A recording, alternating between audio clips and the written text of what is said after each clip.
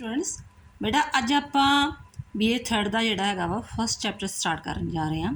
First of all book का नाम है इंडियन कॉन्स्टिट्यूशन, ठीक है, और राइटर्स नेम है JS वडियाल। इस बार बेटा इसने इन्होंने यूनीवर्सिटी वाले ने गुरु नानक देव यूनीवर्सिटी वाले ने फस्ट चैप्टर जोड़ा चेंज किया है वा, तो उस फस्ट चैप्टर का नाम है भारत के संविधान का इतिहासक विकास। ਜਿਹੜੀਆਂ ਪੁਰਾਣੀਆਂ ਬੁੱਕਸ ਵਾ ਉਹਦੇ ਵਿੱਚ ਤੁਹਾਨੂੰ ਇਹ ਚੈप्टर नहीं मिलेगा। ਜੇ मैं गल कर रही हाँ 22 ਤੇ 23 ਦੀ, ठीक है।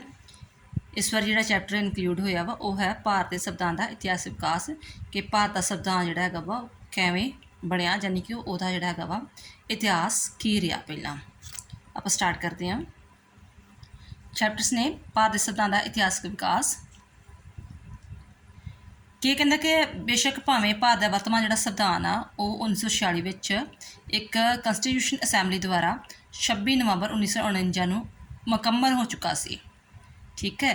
तो इस तरह 26 जनवरी 1950 ਨੂੰ ਇਹ लागू कर दिता गया, परंतु ये संविधान जोड़ा है इहो ही नहीं है कि 2 साल 11 महीने 13 दिन में कंप्लीट होया। इसका कहता लंबा इतिहास है। इनू मतलब कह लो कि 1800 जी हैगी 1858 तो कह लो ये शुरुआत इसकी हो चुकी सी, डायरैक्ट या इनडायरैक्ट वे दे नाल, कि जो उस टाइम के कानून वगैरह बने वो सारा कुछ असी इनकलूड वगैरह किए आ, कि इस जोड़ा वा 1858 का कानून, 1861 का, 92 का, 1909 का, 1919 का, 1935 ਜਿਹੜੇ भी अंग्रेज़ों ने कानून पास किए वो सारे कानून जोड़े है असी अपनी कॉन्स्टिट्यूशन में शामिल किए हैं। तो 1 बाय 1 कानून किवें पास होए सी, उन्हां दा इतिहास की है, वो 1 बाय 1 असी करांगे, क्योंकि ये जोड़े शॉर्ट नोट भी आ जाते हैं कि तुसीं भारत सरकारी कानून 1858 तो की समझते हो, ठीक है। इस बारे दसो ये कानून की सी, ये प्रोविजनस की सी, ये जी महत्ता की सी, ये आलोचना की। 3 टाइप जोड़े एक टॉपिक में लैके 3 टाइप के जोड़े ये चीज़ां बन जांदियां ने। फस्ट ऑफ ऑल है भारतीय सरकार कानून 1858। ये कानून क्यों आया, की होया सी कि जो 1857 तुसीं ये जोड़ा विद्रोह सुनिया आएगा, जिन्होंने 10th तक SST पढ़ी हुई आ, कि 1857 का जो विद्रोह होया सी ईस्ट इंडिया कंपनी आई हुई सी ना, ईस्ट इंडिया कंपनी, तो वो विरोध में होया सी कि ईस्ट इंडिया कंपनी जी अत्याचारी कंपनी है, ये सही तरह सारे इंडिया के लोगों नाल सलूक नहीं करती हैगी, तो उसनूं खत्म करना चाहते सी। इस करके जिहड़े विद्रोह होया सी 1857 का, उसनूं लोगों ने पहली जिहड़ी हैगी आज़ादी की पहली लड़ाई भी कही। तो इस जदों इस लोगों का विरोध किया काफ़ी, तो जो इंग्लैंड में यह चीज़ का पता लगा कि लोग भारतीय लोग काफ़ी विरोध कर रहे हैं, ठीक है। तो उन्होंने ईस्ट इंडिया कंपनी को खत्म करके वो थां ते अपना एक नवा कानून बनाया 1858 कानून। ये अधीन उन्होंने की व्यवस्थावां कीतियां वो बारे पढ़ांगे। फिर सुन लो बेटा कि जो 1857 ईस्ट इंडिया कंपनी के विरोध लोगों ने विद्रोह किया, तो अंग्रेज़ की सरकार ने, इंग्लैंड की सरकार ने 1858 का कानून पास किया कि असी जोड़ा ईस्ट इंडिया के कंपनी को सारा जोड़ा वा अधिकार खो के, उसको सारा जोड़ा पावर खो के अपने हथों में पावर वगैरह लै लवांगे, ठीक है। वो कि व्यवस्थावां इसका वर्णन करते हैं। फस्ट ऑफ ऑल रीजन कि 1858 का विद्रोह क्यों होया सी। 3 रीजन आ, कंपनी के शासन असंतुष्टि, दोहरे शासन असंतुष्टि, 1857 का विद्रोह। कंपनी जी ईस्ट इंडिया कंपनी चल रही सी, लोगों का उस प्रति जो संतोष ही वो खत्म होंदा जा रहा सी, यानी कि उस तो सैटिस्फाइड नहीं सी कि कंपनी जी लोगों नाल सही तरह सलूक करती पई आ, तो वो नहीं चाहते सी कि हुण जिहड़ा भी ये अंडर जोड़ा साडा शासन रहे। इस करके जोड़ा ब्रिटिश सरकार ने भारतीय प्रबंधन एक व्यापार कंपनी के हथों में नहीं रहना देना चाहती सी। सैकंडली दोहरे शासन असंतुष्टि की होया सी, जो 1784 की गल आ, भी 100 साल पहले की गल, इस तो 1858 विद्रोह होया 57 इस तो पहले 100 साल की पहला गल आ, जो ब्रिटिश इंडिया एक्ट स्थापित होया सी, उदों दोहरे शासन की जी स्थापना की, बट ये सफल नहीं हो पाई।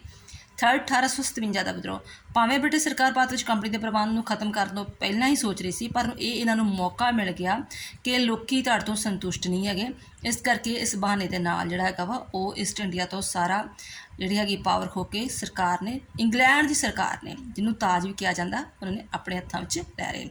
ये 3 रीजन है। हुण जदों उन्होंने कानून बनाता 1858 का, वो की प्रोविजनस की, फस्ट ऑफ ऑल तो सत्ता परिवर्तन आया। ਈਸਟ ਇੰਡੀਆ ਕੋ ਜਿਹੜੀ ਹੈਗੀ ਆ ਸੱਤਾ ਖੋ ਕੇ ਉਹਨਾਂ ਨੇ ਸਿੱਧੀ ਆਪਣੇ ਹੱਥਾਂ 'ਚ ਲੈ ਲਈ, ਜਿਸ ਨੂੰ ਆਪਾਂ ਤਾਜ ਕਹਿ ਦਿੰਦੇ ਹਾਂ ਜਾਂ ਬ੍ਰਿਟਿਸ਼ ਸਰਕਾਰ। ਸੈਕੰਡਲੀ ਭਾਰਤੀ ਮੰਤਰੀ ਨਿਯੁਕਤੀ, ਇਸ ਐਕਟ ਅਧੀਨ ਇਹ ਕਰ ਦਿੱਤਾ ਕਿ ਕੁਝ ਇਸ ਜਿਹੜੀ ਅਸੀਂ ਨਵੇਂ ਬਣਾ ਰਹੇ ਹਾਂ ਪ੍ਰਬੰਧ ਬਣਾ ਰਹੇ ਹਾਂ ਕਿ ਸਾਡੇ ਅੰਡਰ ਜਿਹੜਾ ਹੈਗਾ ਭਾਰਤ ਦਾ ਪ੍ਰਬੰਧ ਚੱਲੇਗਾ। ਅੰਗਰੇਜ਼ਾਂ ਨੇ ਕਿਹਾ ਸੀ, ਅੰਗਰੇਜ਼ਾਂ ਦੀ ਸਰਕਾਰ ਨੇ, ਇੰਗਲੈਂਡ ਨੇ, ਉਹਦੇ ਵਿੱਚ ਕੁਝ ਭਾਰਤ ਮੰਤਰੀ ਵੀ ਸ਼ਾਮਲ ਹੋਣਗੇ। ਠੀਕ ਆ, ਭਾਰਤ ਮੰਤਰੀ ਬ੍ਰਿਟਿਸ਼ ਮੰਤਰੀ ਮੰਡਲ ਦੇ ਮੈਂਬਰ ਹੋਣਗੇ, ਬਟ ਰੀਜ਼ਨ ਦੂਜਾ ਇਹ ਸੀ ਕਿ ਉਹ ਜਿਹੜੇ ਮੈਂਬਰ ਜ਼ਰੂਰ ਹੋਣਗੇ ਪਰ ਜ਼ਿੰਮੇਵਾਰ ਵੀ ਉਹ ਬ੍ਰਿਟਿਸ਼ ਸਰਕਾਰ ਦੇ ਹੋਣਗੇ, ਇੱਥੇ ਇੰਡੀਆ ਦੇ ਲੋਕਾਂ ਦੇ ਸਾਹਮਣੇ ਨਹੀਂ। ਥਰਡ, ਇੰਡੀਆ ਕੌਂਸਲ ਦੀ ਸਥਾਪਨਾ ਕੀਤੀ ਗਈ। ਇਸ ਅਧੀਨ ਜਿਹੜੀ ਹੈਗੀ ਆ ਭਾਰਤ ਮੰਤਰੀ ਦੀ ਸਹਾਇਤਾ ਵਾਸਤੇ 15 ਮੈਂਬਰਾਂ ਦੀ ਇੰਡੀਅਨ ਕੌਂਸਲ ਸਥਾਪਿਤ ਵਗੈਰਾ ਕੀਤੀ ਗਈ। ਠੀਕ ਹੈ, ਨੈਕਸਟ ਹੈਗਾ ਭਾਰਤ ਮੰਤਰੀਆਂ ਦੀ ਸ਼ਕਤੀਆਂ। ਫਿਰ ਭਾਰਤ ਮੰਤਰੀਆਂ ਦਾ ਮੁੱਖ ਕੰਮ ਕੀ ਹੀ? ਭਾਰਤ ਦੇ ਪ੍ਰਬੰਧ ਦੀ ਦੇਖਭਾਲ ਕਰਨਾ, ਭਾਰਤੀ ਸਰਕਾਰ ਵੱਲੋਂ ਕਰਜ਼ੇ ਲੈਣਾ, ਸੰਪਤੀ ਨੂੰ ਖਰੀਦਣਾ, ਵੇਚਣਾ, ਗਿਰਵੀ ਰੱਖਣਾ। ਇਸ ਲਈ ਭਾਰਤੀ ਮੰਤਰੀਆਂ ਨੂੰ ਇੰਡੀਆ ਕੌਂਸਲ ਦੀ ਸਲਾਹ ਮੰਨਣੀ ਪੈਂਦੀ ਸੀ। ਫਿਰ ਨੈਕਸਟ ਹੈਗਾ ਬ੍ਰਿਟਿਸ਼ ਸੰਸਦ ਦੇ ਪ੍ਰਤੀ ਰਿਪੋਰਟ ਪੇਸ਼ ਕਰਨਾ ਕਿ ਭਾਰਤੀ ਮੰਤਰੀ ਭਾਰਤ ਵਿੱਚ ਕੀਤੇ ਗਏ ਖਰਚ ਤੇ ਵਿਕਾਸ ਲਈ ਉਠਾਏ ਗਏ ਕਦਮਾਂ ਦੀ ਸਾਲਾਨਾ ਰਿਪੋਰਟ ਬ੍ਰਿਟਿਸ਼ ਸੰਸਦ ਨੂੰ ਦੇવી। ਰੀਜ਼ਨਿੰਗ ਕੀ ਸੀ ਕਿ ਕਿਉਂਕਿ ਉਹ ਬ੍ਰਿਟਿਸ਼ ਦੀ ਸਰਕਾਰ ਦੇ ਅਧੀਨ ਸੀ ਸਾਡਾ ਸਾਰਾ ਇੰਡੀਆ ਦਾ ਸ਼ਾਸਨ, ਤੇ ਸਾਰੀ ਰਿਪੋਰਟ ਜਿਹੜੀ ਹੈਗੀ ਸੀ ਉਹਨਾਂ ਨੇ ਇੰਗਲੈਂਡ ਦੀ ਸਰਕਾਰ ਨੂੰ ਹੀ ਦੇਣੀ ਸੀ। ਠੀਕ ਹੈ, ਫਿਰ ਨੈਕਸਟ ਗਵਰਨਰ ਜਨਰਲ ਅਤੇ ਗਵਰਨਰਾਂ ਦੀ ਨਿਯੁਕਤੀ। ਜਿਹੜੇ ਗਵਰਨਰ ਹੁੰਦੇ ਸੀ, ਅੱਜ ਵੀ ਆਪਾਂ ਜਿਹਨੂੰ ਆਪਾਂ ਰਾਜਪਾਲ ਕਹਿ ਦਿੰਦੇ ਹਾਂ, ਉਹਨਾਂ ਨੂੰ ਕੀ ਕਹਿੰਦੇ ਹੁੰਦੇ ਸੀ? ਵਾਇਸਰਾਏ। ਠੀਕ ਹੈ, ਵਾਇਸਰਾਏ ਕਹਿ ਦਿੰਦੇ ਹੁੰਦੇ ਸੀ। ਕਹਿੰਦਾ ਭਾਰਤ ਦੇ ਜਿਹੜੇ ਗਵਰਨਰ ਜਨਰਲ ਸੀ ਉਹਨਾਂ ਨੂੰ ਜਿਹੜੇ ਹੈਗੇ ਅੰਗਰੇਜ਼ ਕੀ ਬੋਲਦੇ ਵਾਇਸਰਾਏ ਕਹਿਣਾ ਸ਼ੁਰੂ ਕੀਤਾ ਉਹਨਾਂ ਨੇ, ਅਤੇ ਫਿਰ ਉਸ ਹਿਸਾਬ ਨਾਲ ਉਹਨਾਂ ਨੇ ਵਾਇਸਰਾਏ ਨਿਯੁਕਤੀ ਕਰਨੀ ਸ਼ੁਰੂ ਕਰਤੀ। ਸ਼ਾਹੀ ਘੋਸ਼ਣਾ, ਸ਼ਾਹੀ ਘੋਸ਼ਣਾ ਦਾ ਭਾਵ ਕਿ ਜਦੋਂ ਉਦੋਂ ਮਹਾਰਾਣੀ ਐਲਿਜ਼ਾਬੈਥ ਜਿਹਦੀ ਕਿ ਹੁਣ ਡੈਥ ਹੋ ਚੁੱਕੀ ਹੈ, ਉਹਦੇ ਦੁਆਰਾ ਘੋਸ਼ਣਾ ਕੀਤੀ ਗਈ ਕਿ ਵਾਕਿਆ ਅਸੀਂ ਇੰਡੀਆ ਵਾਸਤੇ ਕਿਹੜੇ ਕਿਹੜੇ ਕੰਮ ਲੈ ਕੇ ਆਵਾਂਗੇ। ਉਸ ਨੂੰ ਤਾਜ ਦੁਆਰਾ ਘੋਸ਼ਣਾ ਕਹਿ ਲਓ, ਮਹਾਰਾਣੀ ਦੁਆਰਾ ਘੋਸ਼ਣਾ ਕਹਿ ਲਓ, ਜਾਂ ਇੰਗਲੈਂਡ ਦੀ ਸਰਕਾਰ ਦੁਆਰਾ ਘੋਸ਼ਣਾ ਕਿ ਹੋਇਆ ਸੀ। ਰਾਇਲ ਪ੍ਰੋਕਲੇਮੇਸ਼ਨਸ 1858 ਦੇ ਕਾਨੂੰਨ ਅਨੁਸਾਰ ਇਹ ਵਿਵਸਥਾ ਕੀਤੀ ਗਈ ਕਿ ਤਾਜ ਦੁਆਰਾ, ਯਾਨੀ ਕਿ ਤਾਜ ਦਾ ਮਤਲਬ ਇੱਥੇ ਹੈਗਾ ਇੰਗਲੈਂਡ ਦੀ ਸਰਕਾਰ ਦੁਆਰਾ, ਭਾਰਤ ਦਾ ਪ੍ਰਬੰਧ ਇੱਕ ਸ਼ਾਹੀ ਘੋਸ਼ਣਾ ਦੇ ਪਿੱਛੇ ਹੀ ਸੰਭਾਲਿਆ ਜਾਵੇਗਾ, ਜਿਹੜੀ ਕਿ 1 ਨਵੰਬਰ 1858 ਨੂੰ ਇਲਾਹਾਬਾਦ ਵਿਖੇ ਆਯੋਜਿਤ ਇੱਕ ਦਰਬਾਰ ਵਿੱਚ ਇੰਗਲੈਂਡ ਦੀ ਮਹਾਰਾਣੀ ਵੱਲੋਂ ਭਾਰਤ ਦੇ ਗਵਰਨਰ ਜਨਰਲ ਲਾਰਡ ਕੈਨਿੰਗ ਦੁਆਰਾ ਕੀਤੀ ਗਈ। ਇਟ ਮੀਨਸ ਇੰਡੀਆ ਦਾ ਪਹਿਲਾ ਜਿਹੜਾ ਵਾਇਸਰਾਏ ਆ ਉਹ ਕਿਹਨੂੰ ਬਣਾਇਆ ਗਿਆ? ਲਾਰਡ ਕੈਨਿੰਗ ਨੂੰ। ਇੰਡੀਆ ਦਾ ਜੇਕਰ ਪਹਿਲਾ ਵਾਇਸਰਾਏ ਬਣਿਆ, ਇੰਡੀਆ ਦਾ ਪਹਿਲਾ ਗਵਰਨਰ ਬਣਿਆ ਜਿਹੜਾ ਇੰਗਲੈਂਡ ਨੇ ਬਣਾਇਆ, ਨਿਯੁਕਤ ਕੀਤਾ, ਉਹ ਸੀ ਲਾਰਡ ਕੈਨਿੰਗ। ਹੁਣ ਇਸ ਸਿਧਾਂਤ ਦੀ ਮਹੱਤਤਾ ਕੀ ਰਹੀ ਜਿਹੜਾ ਇਹਨਾਂ ਨੇ ਕਾਨੂੰਨ ਬਣਾਇਆ ਸੀ 1858 ਦਾ?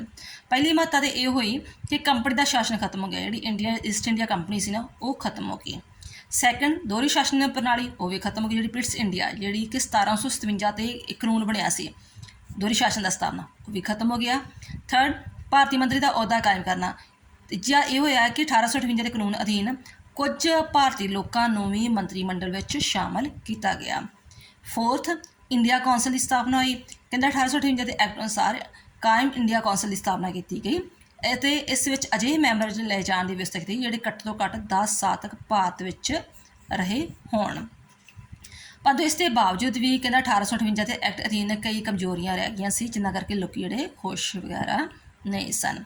ਇਹ ਤਾਂ ਹੋ ਗਿਆ ਤੁਹਾਡਾ ਜਿਹੜਾ ਹੈਗਾ ਕਿ 1858 ਦਾ ਐਕਟ ਕਿਉਂ ਹੋਂਦ ਵਿੱਚ ਆਇਆ, ਉਹਦੇ ਵਿੱਚ ਕੀ ਵਿਵਸਥਾਵਾਂ ਕੀਤੀਆਂ, ਔਰ ਦੈਨ ਆਫਟਰ ਇਹਦੀ ਮਹੱਤਤਾ ਕੀ ਸੀ। ਹੁਣ ਦੈਨ ਆਫਟਰ ਜਿਹੜੀ ਹੈਗੀ ਆ ਮਹਾਰਾਣੀ ਦੀ ਘੋਸ਼ਣਾ, ਤੁਸੀਂ ਇੱਥੇ ਪੜ੍ਹਿਆ ਸੀ ਨਾ ਕਿ ਜਿਹੜਾ ਵੀ ਸਾਰਾ ਕੁਝ ਲਾਗੂ ਹੋਏਗਾ ਉਹ ਮਹਾਰਾਣੀ ਦੀ ਘੋਸ਼ਣਾ ਤੋਂ ਬਾਅਦ ਲਾਗੂ ਹੋਵੇਗਾ, ਜਦੋਂ ਇਲਾਹਾਬਾਦ ਆਵੇਗੀ। ਹੁਣ ਉਹ ਘੋਸ਼ਣਾ ਵਿੱਚ ਉਹਨੇ ਕੀ ਕਿਹਾ? ਫਸਟ ਆਫ ਆਲ ਉਹਨੇ ਤਾਂ ਲਾਰਡ ਕੈਨਿੰਗ ਨੂੰ ਵਾਇਸਰਾਏ ਬਣਾਇਆ। ਠੀਕ ਹੈ, ਲਾਰਡ ਕੈਨਿੰਗ ਨੂੰ ਵਾਇਸਰਾਏ ਬਣਾਇਆ। ਫਿਰ ਉਹਨੇ ਕੀ ਕਿਹਾ? ਆਪਣੀ ਘੋਸ਼ਣਾ ਵਿੱਚ 4-5 ਗੱਲਾਂ ਕਹੀਆਂ ਕਿ ਅਸੀਂ ਉਹਨਾਂ ਸਾਰੇ ਭਾਰਤੀ ਇਲਾਕੇ ਨੂੰ ਆਪਣੇ ਅਧਿਕਾਰ ਹੇਠਾਂ ਲੈਣ ਦੀ ਕੋਸ਼ਿਸ਼ ਦਾ ਨਿਰਣਾ ਕੀਤਾ ਹੈ ਜਿਹੜੇ ਕਿ ਇਸ ਤੋਂ ਪਹਿਲਾਂ ਕੰਪਨੀ ਦੇ ਕੋਲ ਸਨ। ਠੀਕ ਹੈ, ਜਿਹੜੇ ਵੀ ਈਸਟ ਇੰਡੀਆ ਕੰਪਨੀ ਦੇ ਕੋਲ ਸਨ ਉਹੀ ਖੇਤਰ ਸਾਡੇ ਹੁਣ ਅਧੀਨ ਆਉਣਗੇ। ਸੈਕੰਡਲੀ, ਅਸੀਂ ਇਹਨਾਂ ਇਲਾਕਿਆਂ ਵਿੱਚ ਰਹਿਣ ਵਾਲੇ ਪ੍ਰਜਾ ਕੋਲ ਆਪਣੇ ਵਾਰਸਾਂ ਅਤੇ ਉੱਤਰਾਧਿਕਾਰੀ ਪ੍ਰਤੀ ਵਫਾਦਾਰੀ ਦੀ ਆਸ ਕਰਦੇ ਹਾਂ। ਜਿਹੜੇ ਇਸ ਇਲਾਕੇ 'ਚ ਲੋਕ ਰਹਿੰਦੇ ਨਾ ਉਹ ਸਾਡੇ ਹੁਣ ਇੰਗਲੈਂਡ ਦੀ ਸਰਕਾਰ ਪ੍ਰਤੀ ਵਫਾਦਾਰ ਰਹਿਣਗੇ। ਥਰਡ, ਲਾਰਡ ਕੈਨਿੰਗ ਜਿਹੜਾ ਪਹਿਲਾ ਵਾਇਸਰਾਏ ਬਣੇਗਾ। ਐਂਡ ਫੋਰਥ, ਇਸ ਕੰਪਨੀ ਦੁਆਰਾ ਜਿੰਨੇ ਵੀ ਸੈਨਿਕ ਨਿਯੁਕਤ ਕੀਤੇ ਆ ਜਾਂ ਅਸੈਨਿਕ ਅਧਿਕਾਰੀ ਨਿਯੁਕਤ ਕੀਤੇ ਆ ਉਹ ਜਿਹੜੇ ਅਸੀਂ ਸਾਰੇ ਪਰਮਾਨੈਂਟ ਕਰ ਦੇਵਾਂਗੇ। ਨੈਕਸਟ, ਅਸੀਂ ਉਹ ਸਾਰੀਆਂ ਸੰਧੀਆਂ ਜਿਨ੍ਹਾਂ ਨੂੰ ਕੰਪਨੀ ਨੇ ਭਾਰਤੀ ਰਾਜ ਨਾਲ ਕੀਤੀਆਂ ਹੈਗੀਆਂ ਵਾ ਉਹ ਸਾਰੀਆਂ ਅਸੀਂ ਸੰਧੀਆਂ ਨੂੰ ਪੂਰਾ ਕਰਾਂਗੇ। ਐਂਡ ਸਿਕਸਥ, ਭਾਰਤੀ ਇਲਾਕੇ ਦਾ ਵਿਸਤਾਰ ਕਰਨ ਦੀ ਕੋਈ ਇੱਛਾ ਨਹੀਂ ਹੈਗਾ ਸਾਨੂੰ, ਵੀ ਇਹ ਨਹੀਂ ਅਸੀਂ ਕਿ ਵੀ ਜਿੰਨੇ ਇਲਾਕੇ 'ਤੇ ਕੰਟਰੋਲ ਸੀ ਈਸਟ ਇੰਡੀਆ ਕੰਪਨੀ ਦਾ ਬਸ ਉਨਾ ਹੀ ਰੱਖਾਂਗੇ, ਹੋਰ ਇਲਾਕੇ ਦੇ ਵਿਸਤਾਰ ਆਪਣਾ ਨਹੀਂ ਕਰਾਂਗੇ। ਔਰ 7th ਅਸੀਂ ਆਪਣੇ ਅਧਿਕਾਰਾਂ, ਮਾਣ ਸਨਮਾਨ ਅਤੇ ਸਮਾਨ ਭਾਰਤੀ ਰਾਜਾਂ ਦੇ ਅਧਿਕਾਰ ਅਤੇ ਮਾਣ ਸਨਮਾਨ ਦਾ ਆਦਰ ਕਰਾਂਗੇ। ਜਿਹੜੇ ਵੀ ਤੁਹਾਡੇ ਇੰਡੀਆ 'ਚ ਰਾਜੇ ਰਹਿ ਰਹੇ ਆ ਉਹਨਾਂ ਦਾ ਵੀ ਅਸੀਂ ਸਨਮਾਨ ਕਰਾਂਗੇ। ਐਂਡ 8th ਅਸੀਂ ਆਪਣੀ ਪ੍ਰਜਾ ਦੇ ਕਿਸੇ ਵੀ ਮੈਂਬਰ ਉੱਪਰ ਧਾਰਮਿਕ ਵਿਚਾਰਾਂ ਨੂੰ ਥੋਪਾਂਗੇ ਨਹੀਂ, ਕਿ ਨਹੀਂ ਕਵਾਂਗੇ ਕਿ ਤੁਸੀਂ ਕ੍ਰਿਸਚਨ ਬਣ ਜਾਓ, ਈਸਾਈ ਬਣ ਜਾਓ, ਠੀਕ ਹੈ, ਜੋ ਤੁਸੀਂ ਧਰਮ ਅਪਣਾ ਰਹੇ ਹੋ ਉਹ ਤੁਸੀਂ ਆਪਣਾ ਧਰਮ ਆਜ਼ਾਦੀ ਨਾਲ ਮਾਣ ਸਕਦੇ ਹੋ। ਫਿਰ ਤੁਹਾਨੂੰ ਕਾਨੂੰਨੀ ਸੁਰੱਖਿਆ ਅਸੀਂ ਦੇਵਾਂਗੇ। ਦੈਨ ਆਫਟਰ ਜਦੋਂ ਸਰਕਾਰੀ ਨੌਕਰੀ ਦੇਵਾਂਗੇ ਅਤੇ ਤੁਹਾਡੇ ਨਾਲ ਕੋਈ ਜਾਤ ਪਾਤ ਦੇ ਆਧਾਰ 'ਤੇ ਵਿਤਕਰਾ ਨਹੀਂ ਕਰਾਂਗੇ। ਅਤੇ ਫਿਰ ਜਿਹੜੇ ਹੈਗੇ ਆ ਇਸ ਤੋਂ ਇਲਾਵਾ ਜਿਹੜਾ 1857 ਦੀ ਘਟਨਾ ਹੋਈ ਉੱਤੇ ਉਹਨੇ ਆਪਣਾ ਦੁੱਖ ਪ੍ਰਗਟ ਕੀਤਾ। ਮਹੱਤਤਾ ਇਹਦੀ ਕੀ ਰਹੀ ਘੋਸ਼ਣਾ ਦੀ ਕਿ ਭਾਰਤ ਅਤੇ ਇੰਗਲੈਂਡ ਦੇ ਸੰਬੰਧਾਂ ਵਿੱਚ ਨਵਾਂ ਜਿਹੜਾ ਹੈਗਾ ਚੈਪਟਰ ਸ਼ੁਰੂ ਹੋ ਗਿਆ। ਦੈਨ ਅਧਿਕਾਰਾਂ ਦਾ ਇੱਕ ਮੈਗਨਾ ਕਾਰਡ ਜਿਹੜਾ ਹੈਗਾ ਸੀ ਉਹਨੂੰ ਕਿਹਾ ਗਿਆ ਕਿ ਹਾਂ ਇਹਦੇ ਅਧੀਨ ਲੋਕਾਂ ਨੂੰ ਨਵੇਂ ਅਧਿਕਾਰ ਦਿੱਤੇ ਗਏ ਸੀ। ਭਾਰਤ ਦਾ ਪ੍ਰਬੰਧ ਚਲਾਉਣ ਲਈ ਆਧਾਰ ਪ੍ਰਦਾਨ ਹੋਇਆ। ਭਾਰਤ ਦੇ ਵਿਕਾਸ ਵਿੱਚ ਦਿਲਚਸਪੀ ਦਾ ਵਾਅਦਾ ਕੀਤਾ।